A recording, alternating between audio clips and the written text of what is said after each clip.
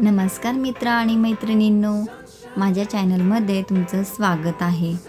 तर मित्र आणि मैत्रिणींनो, आपण रोज सकाळी उठतो, धावपळ करतो, काम करतो आणि रात्री झोपतो.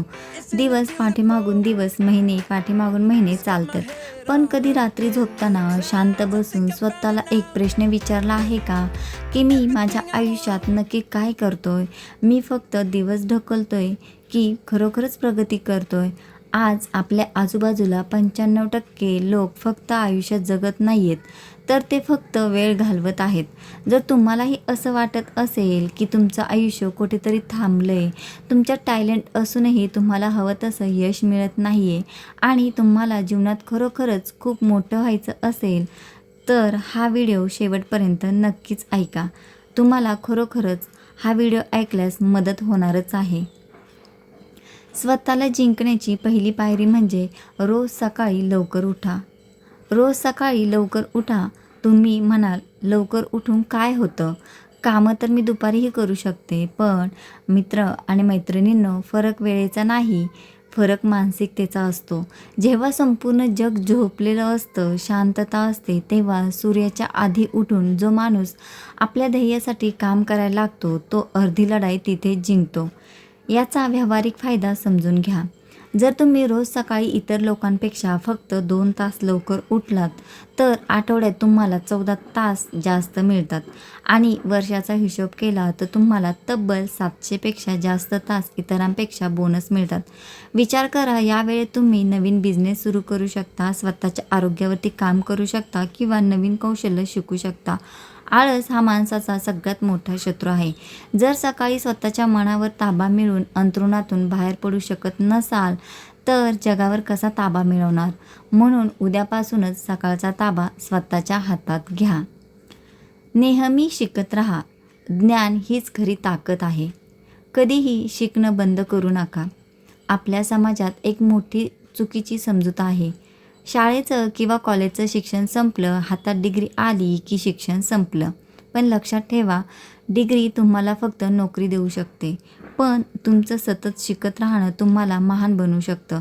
जगातील सर्वात श्रीमंत आणि यशस्वी लोकांकडे पाहिलं, मग ते बिल गेट्स असोत किंवा एलन मस्क, हे लोक आजही वर्षाला 50 पेक्षा जास्त पुस्तके वाचतात. का? कारण ज्ञान ही कधीही न संपणारी संपत्ती आहे.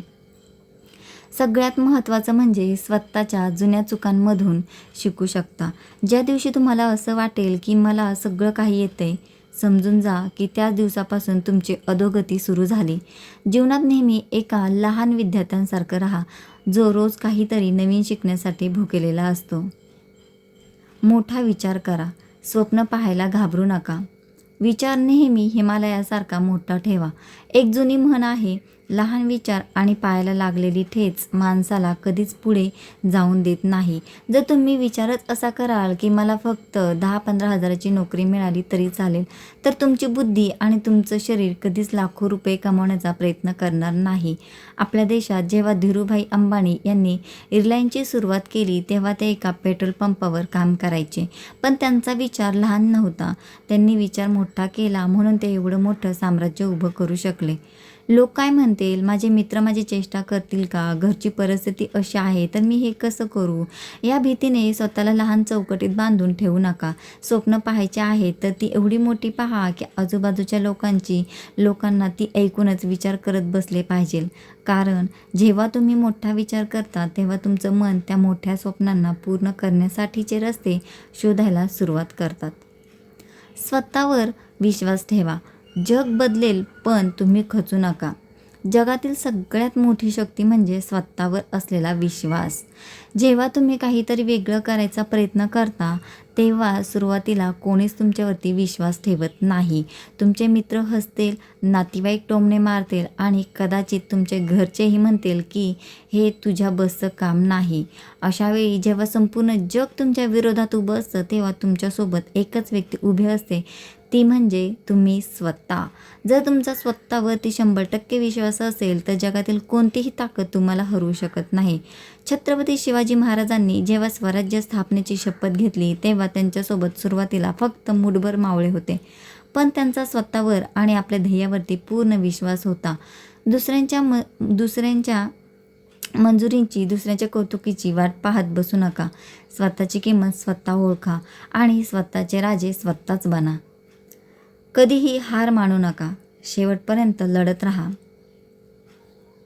परिस्थिती कितीही बिकट आली तरी मैदान सोडून पळू नका. म्हणजेच कधीही हार मानू नका. थॉमस एडिसनने जेव्हा विजेच्या बल्बचा शोध लावला तेव्हा तो 1000 वेळा अपयशी ठरला होता. जर त्याने 999 वेळी हार मानली असती तर जग अंधारातच राहिलं असतं. अपयश हे यशाचा शेवट नसतो, तर तो यशाच्या मार्गावरील एक टप्पा असतो. वाईट वेळ, अडचण, पैशांची चणचण हे प्रत्येकाच्या आयुष्यात येते, पण इतिहास तोच घडवतो जो त्या वाईट वेळेच्या डोळ्यात डोळे घालून छाती ठोकून समोर जातो. जेव्हा तुम्हाला वाटेल की आता सगळं संपलंय, आता मी काहीच करू शकत नाही, तीच ती वेळ असते जिथे तुम्हाला आणखी एक पाऊल पुढे टाकायचं असतं. पडलात तरी चालेल, पण पुन्हा उठा, कपडे झाडा आणि पुन्हा धावायला लागा. जोपर्यंत ध्येय गाठत नाही तोपर्यंत माघार घ्यायची नाही, हा निश्चय मनाशी पक्का करा.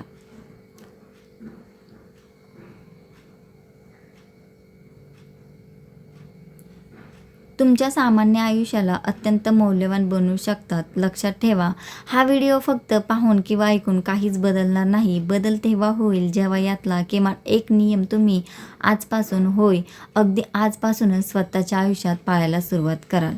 आजपासून पाळणार आहात ते मला खाली कमेंट करून नक्की सांगा.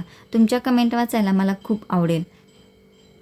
आणि हो, आजचा हा प्रयत्न जर तुम्हाला मनापासून आवडला असेल, तुमच्या मनात या व्हिडिओने थोडी जरी सकारात्मक ऊर्जा निर्माण केली असेल, तर व्हिडिओला एक लाईक नक्कीच करा आणि आपल्या मित्रांसोबत आणि कुटुंबासोबत हा व्हिडिओ शेअर करा. आणि अशाच नवनवीन व्हिडिओ पाहण्यासाठी चॅनलला सबस्क्राईब करायला विसरू नका. तर मग चला भेटूया मित्र आणि मैत्रिणींनो पुन्हा एकदा नवीन व्हिडिओमध्ये अशाच छान छान विचारांसहित. धन्यवाद.